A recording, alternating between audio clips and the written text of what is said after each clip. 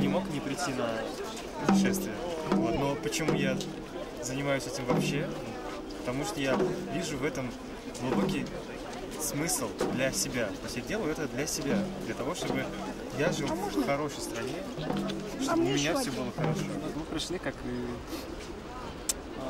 многие собравшиеся здесь люди, чтобы выразиться скорбь по убитому известному политику, оппозиционеру Борису Немцову. Вот, и с тем, чтобы выразить также свою солидарность с теми людьми, которые сегодня в России подвергаются преследованию за свои убеждения. Я из Украины специально прилетел, потому что мне кажется, что когда убили Бориса Немцова, это убивает надежду на мир, надежду на то, что что-то изменится. А мы в Украине очень хотим мира. Я хочу почтить память Немцова как смелого человека, и чтобы прекратилась злоба, которая девятым валом все наше общество поглощает сейчас. Хочу, чтобы народ задумался.